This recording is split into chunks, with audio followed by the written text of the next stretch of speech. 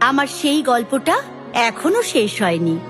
শোনো, পাহাড়টা আগেই বলেছি ভালোবেসেছিল মেঘকে, আর মেঘ কিভাবে শুকনো খটখটে পাহাড়টাকে বানিয়ে তুলেছিল ২৬ বছরের ছোকরা, সে তো আগেই শুনেছ। আমার ভালোবাসায় ঘর বসতি, আমি তোমার জন্য বকুল ফুলের মালা গাথি।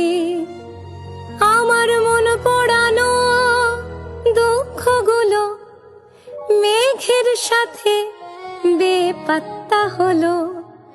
আমার হিসেব নিকেশ জীবন যাপন, তবু তুমি আমার বড্ড আপন। সেদিন ছিল পাহাড়টার জন্মদিন। পাহাড় মেঘকে বললে, আজ তুমি লাল শাড়ি পরে আসবে। মেঘ পাহাড়কে বললে, আজ তোমাকে স্নান করিয়ে দেব চন্দন জলে। ভালোবাসলে নারীরা হয়ে যায় নরম নদী, পুরুষেরা জ্বলন্ত কাঠ। সেভাবেই মেঘ ছিল পাহাড়ের আলিঙ্গনের আগুনে, আর পাহাড় ছিল মেঘের ঢেউ জলে। গল্প ছিল আকাশেতে, গল্প ছিল বাতাসে, তাই গল্প ছিল তীর তীরানো, নদীর জলের ঢেউ খেলানো। গল্প ছিল মাঠের শেষে দূরের রেখায় হালকা ছাই। হঠাৎ আকাশ জুড়ে বেজে উঠল ঝড়ের জগঝম্প। ঝাঁকড়া চুল উড়িয়ে ছিনতাইয়ের ভঙ্গিতে ছুটে এলো এক ঝাঁক হাওয়া। মেঘের আঁচলে টান মেরে বললে, ওঠ ছড়ি, তোর বিয়ে।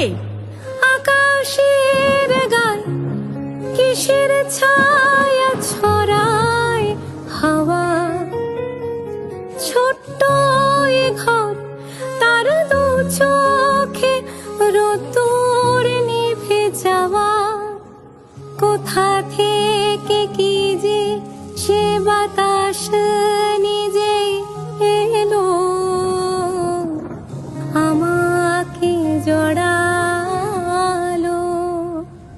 মেঘেদের মিনারে দিগন্তের কিনারে বাদল আধার করেছে আবার আমার এই ঘর। বজ্রের সঙ্গে মেঘের বিয়েটা হয়ে গেল ঠিকই, কিন্তু পাহাড়কে সে কোনো দিনও ভুলতে পারল না। বিশ্বাস না হয় তো চিরে দেখতে পারো পাহাড়টার হাড় পাঁজর। ভিতরে থই থই করছে শত ঝর্ণার জল। ও ভ্রমর রে,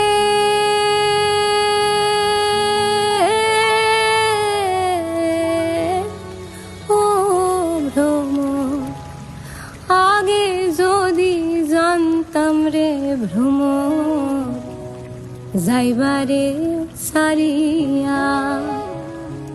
আগে যদি জানতাম রে ভ্রমর, যাইবারে সারিয়া। মাথার কেশর দুই ভাগ করে রে রাখিতাম বাঁধে, আর ভ্রমর কই গিয়া।